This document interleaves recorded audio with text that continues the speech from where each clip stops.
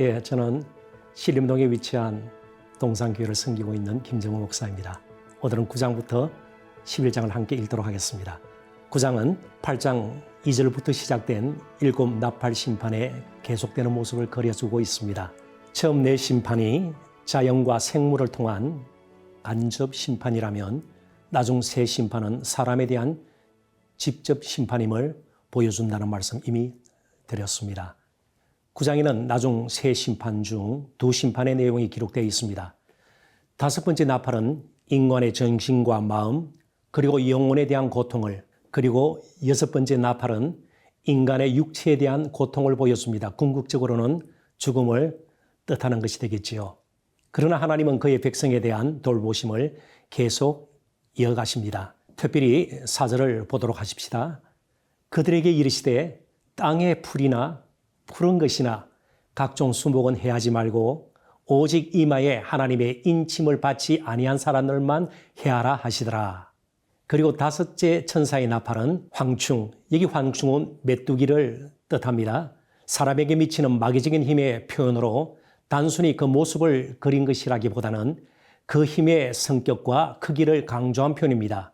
그런데 이 황충의 재앙에 이어 여섯째 천사의 나팔은 마병대 역시 그 수가 2만만인데 그만큼 파괴력이 엄청나다는 사실을 강조하는 표현입니다. 이 마병대의 심판, 그리고 아직 심판에 살아남은 자들은 계속 불신앙적으로 우상숭배를 하며 부도덕한 삶을 살 것임을 드러냅니다. 십계명에 대한 계속된 불순종이지요. 복음에 대한 거절은 결국 마귀의 지배를 받게 됨을 기억해야 합니다. 10장은 여섯 번째 나팔과 일곱 번째 나팔새에 일어난 일을 기록하고 있습니다. 앞으로 이루어질 일에 관해 교회가 마땅히 감당해야 할 증거의 사명에 초점을 맞추고 있습니다. 힘센 천사, 하늘에서 나는 음성, 일곱 우레로 표현이 되고 있습니다. 그리고 예언, 모두가 이 주제를 이해하는 데 중요한 용어들이 되는 것입니다. 교회의 사명은 핍박과 환난을 견디는 것으로 끝나지 않고 적극적으로 어린 양의 증인이 되는 사명을 감당하는 것까지 포함한다는 사실을 10장 가르쳐 줍니다. 2절에 작은 두루마리는 단순하게 하나님의 말씀으로 이해하면 되겠습니다. 그리고 3절에 일곱 우레는 연속적으로 일어나고 있는 심판을 다시 표현한 것으로 보면 되겠습니다. 그리고 11장은 증인으로서의 사명을 감당하면서 그리스도인들이 당하는 환난과 핍박, 특별히 2절에 보면 42달이라는 표현이 나오는데 가장 혹독한 영적 시련기를 뜻한다고 볼 수가 있죠. 이러한 환난과 핍박에 대한 하나님의 위로와 확신이 11장의 중심 주제가 됩니다. 그래서 11장에는 성전을 청량하는 장면이 먼저 나온 다음 두 증인의 권세와 능력, 그들이 당하는 고난, 그리고 그들의 궁극적 승리가 이어집니다. 마지막으로 속히 임할 셋째 하와 더불어 일곱째 천사의 나팔이 불리는 것이 담겨 있습니다. 하나님은 청량하시는데 보통 파괴당할 것과 보호할 것을 구분하여 청량을 하십니다. 1절의 청량은 하나님의 보호와 인도를 위한 청량을 뜻합니다.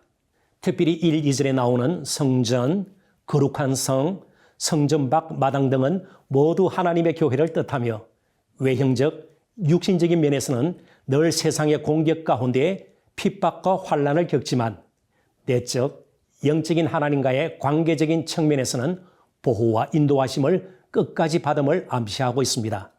3절의 두 증인은 구약의 성도와 신약의 성도를 모두 포함하는 교회로 이해하는 것이 좋겠습니다. 두 증인의 의미는 고난과 핍박 가운데서도 계속해서 복음을 증거해야 할 교회 혹은 신자를 의미합니다.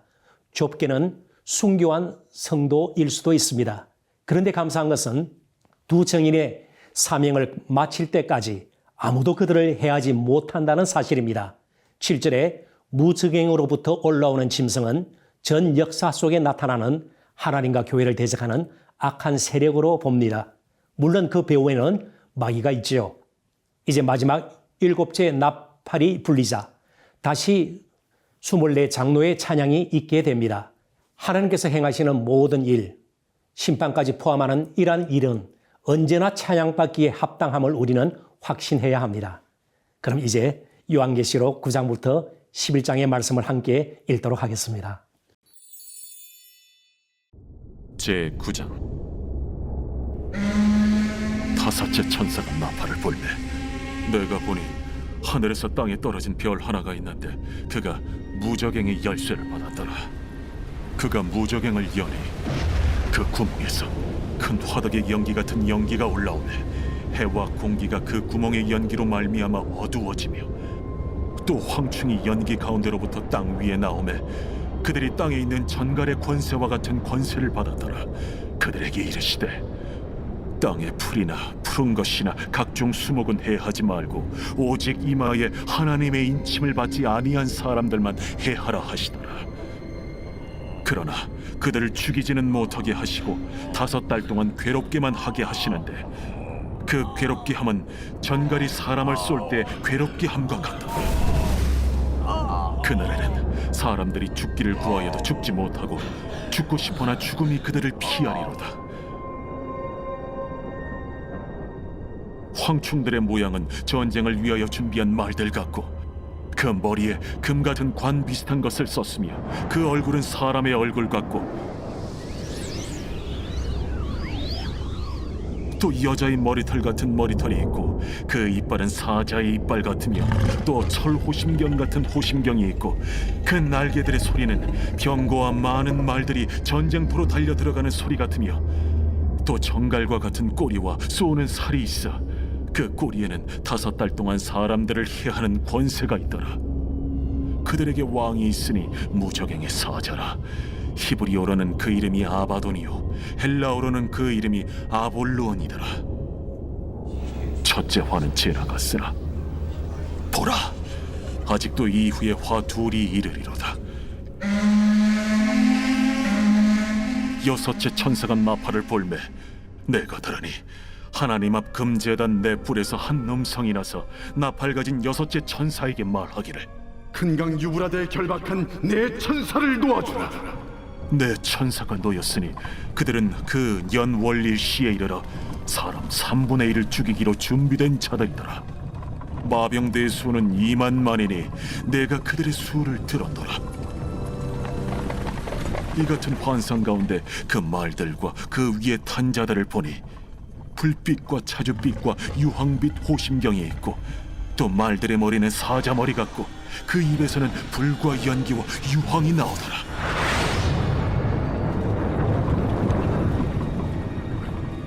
이 세 재앙 곧 자기들의 입에서 나오는 불과 연기와 유황으로 말미암아 사람 3분의 1이 죽임을 당하니라.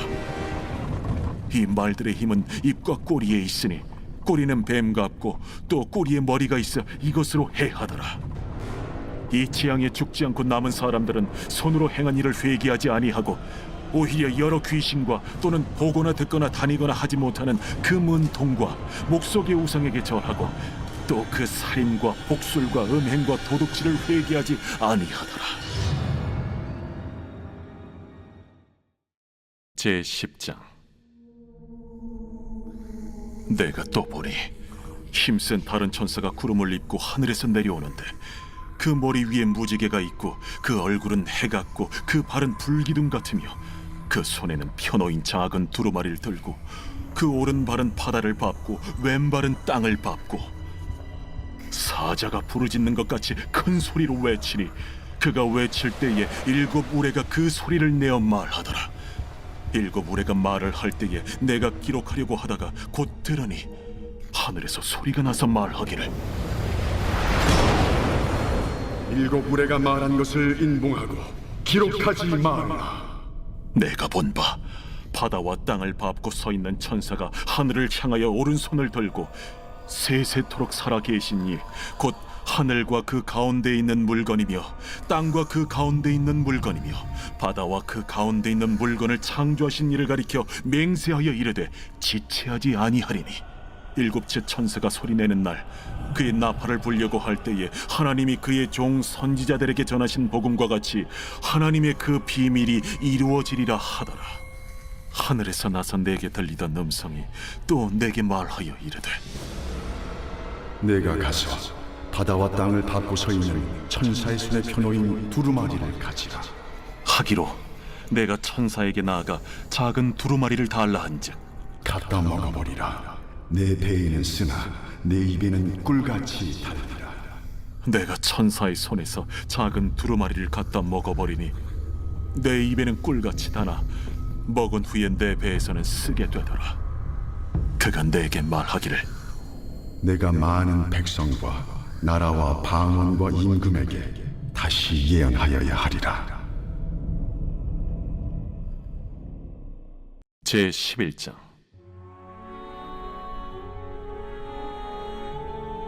또 내게 지팡이 같은 갈대를 주며 말하기를 일어나서 하나님의 성전과 제단과 그 안에서 경배하는 자들을 측량하되 성전 바깥 마당은 측량하지 말고 그냥 두라. 이것은 이방인에게 주었은즉 그들이 거룩한 성을 42달 동안 짓밟으리라. 내가 나의 두 증인에게 권세를 주리니 그들이 굵은 베옷을 입고 1260일을 예언하리라.